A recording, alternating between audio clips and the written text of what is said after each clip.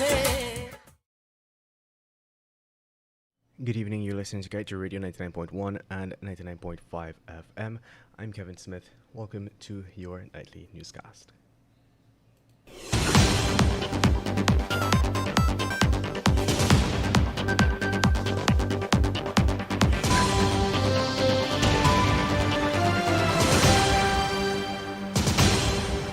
And now for the news in detail.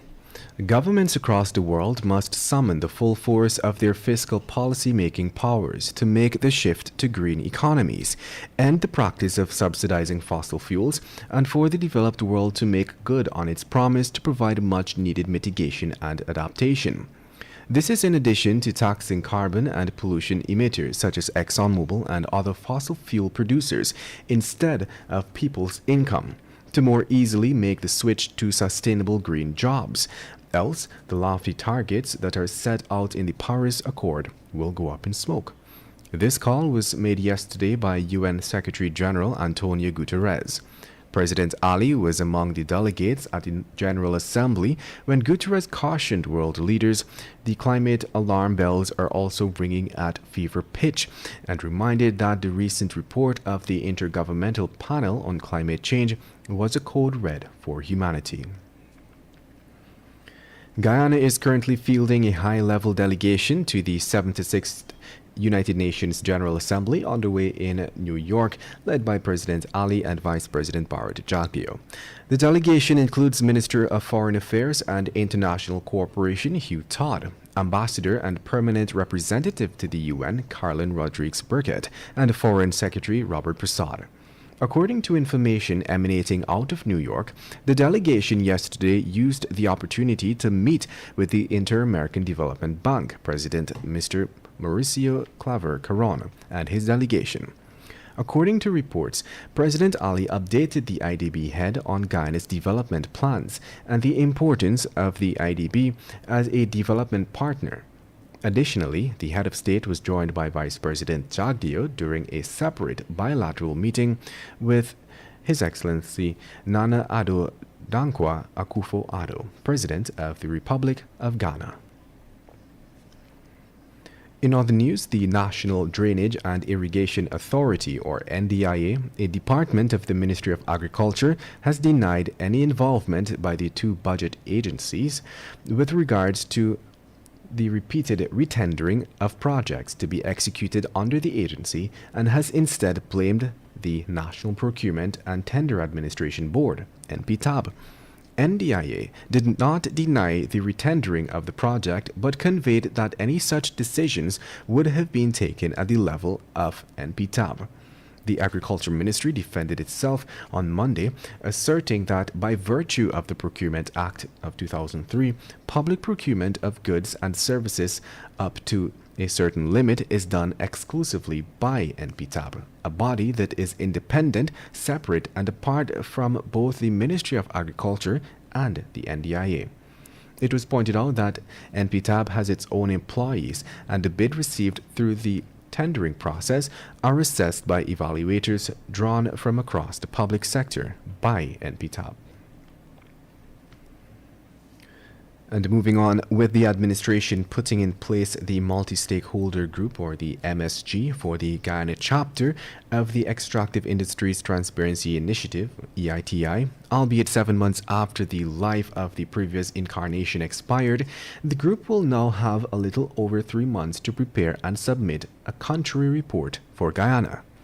The second 12-member multi-stakeholder group for the EITI was launched on Monday at the Main Street office of the Ministry of Natural Resources, and is the group responsible for implementing the standard of the global EITI, ensuring Guyana's extractive sectors are managed transparently. Minister Vikram Bharat noted that Guyana is quickly approaching the deadline for the submission of the third EITI report, December 31st, 2021. This submission is the responsibility of the new MSG. And moving on, waters have begun to recede in some mining areas of the Region 7 district, but what is left behind is a reminder of how the flood situation financially impacted the region. This was highlighted by Region 7 Chairman Kenneth Williams.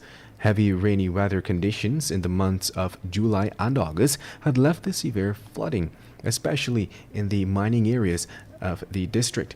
Apart from the health concerns that arose as a result of the floods, mining operations in those areas came to a standstill. Work grounds were covered by water, and some dredge owners had to dismantle engines and move to higher grounds. In other news, Region 10 RDC has issued eviction notices to a number of government employees who are occupying state properties in Linden. This was confirmed by Regional Executive Officer Dwight John, who said that 9 employees were sent letters, all of whom have been occupying the residences for more than 10 years. He said that according to the public service rules, persons are not entitled to accommodation for more than 10 years, and those who are in receipt of letters have been occupants for much longer. Some occupants who received eviction notices expressed concern that the move is politically motivated and the regional administration is taking orders from the government to target persons associated with the opposition. John refuted this claim and said that all persons occupying properties over 10 years were served. He also revealed that letters of eviction had been sent to MPs Jermaine Figuera and Devin Sears to vacate the government properties and that they were occupying and that they did so without hesitation. And to wrap things up this morning,